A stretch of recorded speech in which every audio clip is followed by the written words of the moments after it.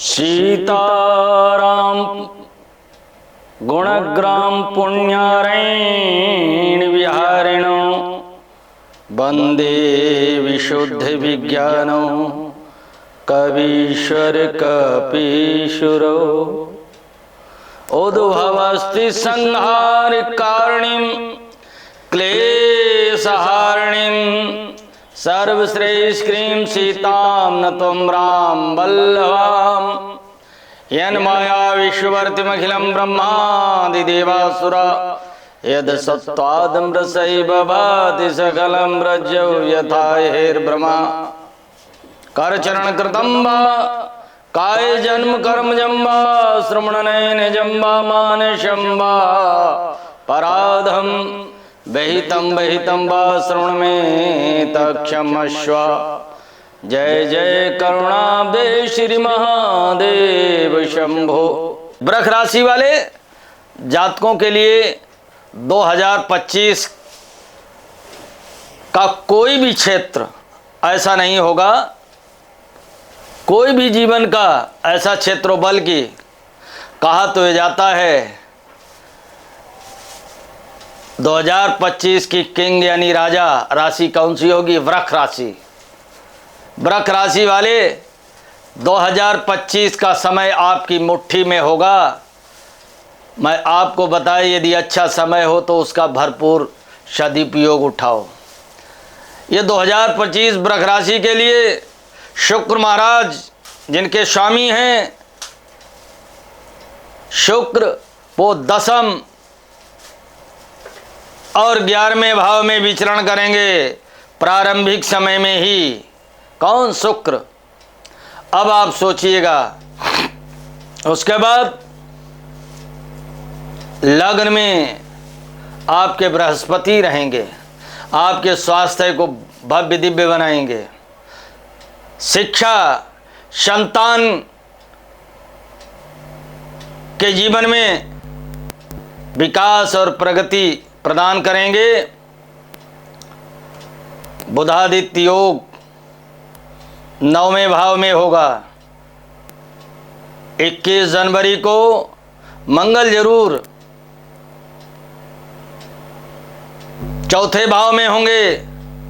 आहा, आपका कोई बढ़िया बंगला या बेल्ट की नौकरी, या पिताजी आपके बेल्ट की नौकरी में हैं, फोर्स या सिक्योरिटी में अच्छा पद और प्रमोशन होगा।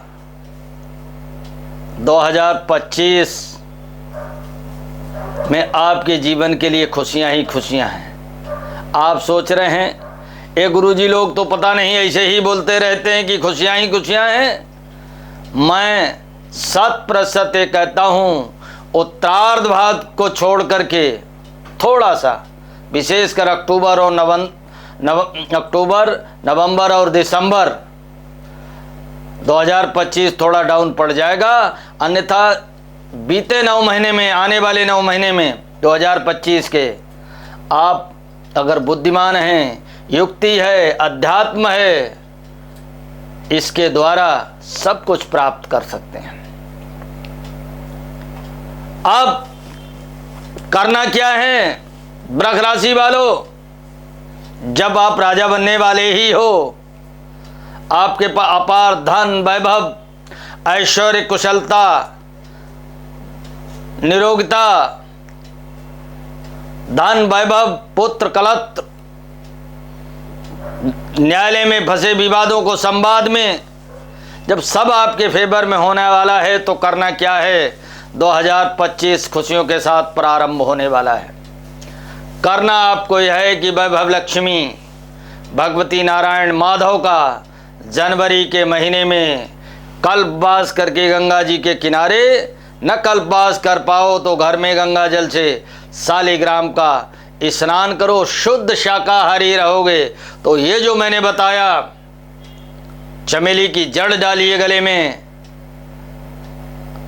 और मेरे कार्यक्रम में कहीं सम्मिलित होइए आकर के। मेरे से संपर्क नहीं करो। कई लोग टेलीफोन करते हैं, आपसे भी मेरा निवेदन, मेरे से संपर्क करने से कुछ नहीं। कार्यक्रम जब चलता है तभी मेरी कुंडली जागृत होती है, तभी कर्ण पिशाचनी और खेचरी विद्या का आवाहन करके मैं आपको बताता हूँ। आप जब चाहते हो टेलीफोन लगा दे, तो मैं अपनी पर्सनल लाइफ में होता तो भी टेलीफोन नहीं लगाना है। आप मेरे वीडियो देखिए और मेरे कार्यक्रम में आइए, बहुत ज़्यादा है तो चैनल के माध्यम। तो वृश्चिक राशि वालों, आपके लिए भव्य दिव्य समय होने वाला है। हमारे शिष्य से आप कभी विशेषकर जरूरत पड़े जून जुलाई में, पहले जरूरत ही नहीं पड़ेगी, आपका 2025 भव्य दिव्य होगा। धन्यवाद। कुछ लोग प्रश्न कर देते हैं कि आखिर ये ज्योतिष सही है या गलत, इसे मानना चाहिए कि नहीं। विज्ञान तो कुछ सिद्धांतों के भारतीय ज्योतिष को मानता है, लेकिन किन्हीं सिद्धांतों को नहीं मानता है।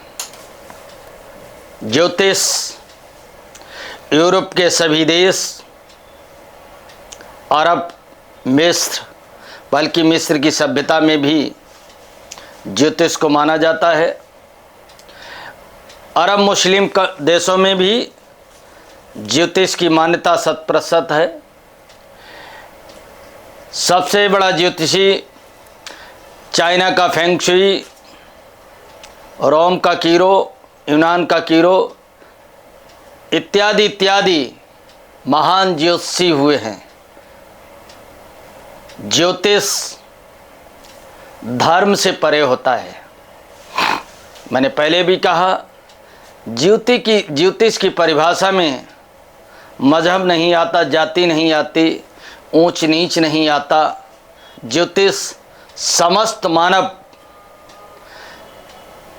जाति के लिए बना है, ऐसा नहीं। और ज्योतिष में अमीरी और गरीबी भी नहीं। हाँ, एक सिद्धांत है ज्योतिष का कि ज्योतिष जिसके पास कुछ भी नहीं, फक्कड़ है और योगी है, जिसने ईश्वर संसार को ब्रह्म सत्यम जगत मिथ्या, इस संसारी छल प्रपंची माया से जो व्यक्ति दूर कंदराओं और गुफाओं में रह रहा है, हाँ ये तो है, उसे भी प्रभावित उसकी साधना के लिए करता है। कभी कभी तो साधक बन जाता है, कभी साधना उसकी पूरी नहीं होती है। कभी तो वो मोक्ष या स्वर्ग की प्राप्ति, भगवत प्राप्ति कर लेता है, लेकिन कभी नहीं भी। इसी प्रकार से ज्योतिष मानव मात्र के लिए जहाँ तक आपकी दृष्टि पड़ती है वहीं तक की सृष्टि है, और प्रकृति के सभी स्वरूपों में समय का अपना एक सिद्धांत है। जहाँ गति है वहीं समय है, और जब समय छोटा पड़ जाता है और गति की स्पीड बढ़ जाती है तो वो दिव्यम ददात यानी लाइट की स्पीड या प्रकाश की गति कहलाती है। और प्रकाश की गति में जो व्यक्ति चलने लगता है फिर उसे समय की सीमाओं में नहीं बांधा जा सकता, समय छोटा पड़ जाता है। लेकिन इस भूतल पर रहने वाले प्राणियों के लिए गति को क्रॉस करना नामुमकिन है, अर्थात समय बड़ा पड़ जाता है। और जब समय बड़ा पड़ जाता है तो समय से आदमी बड़े परेशान हो जाता है। समय एक ऐसा सिद्धांत है, जिन जिन पर समय पड़ा, राजा से रंक बना दिया, रंक से राजा बना दिया। तब आवश्यकता मनुष्य ने खोज की ज्योतिष की। ज्योतिष मनुष्य जीवन में, जो लोग अपने जीवन में सफलतम कार्य में करने में सफल रहे हैं या महान बनने में सफल रहे, उसमें ज्योतिष का भी अपना सिद्धांत रहा। रावण से लेकर के, राम से लेकर के कृष्ण, गांधी और गौतम, ये सब लोग अपने जीवन में ज्योतिष के सिद्धांतों को पाते चले आ रहे हैं। आज भी विकसित दुनिया के ये सत्य है कि मनुष्य ने ज्ञान की खोज की, विज्ञान की खोज की, परिश्रम और प्रयास किए, संसाधन जुटाए, विकसित भारत बना, विकसित दुनिया बनी, लेकिन उसमें ज्योतिष का भी अपना एक सिद्धांत है।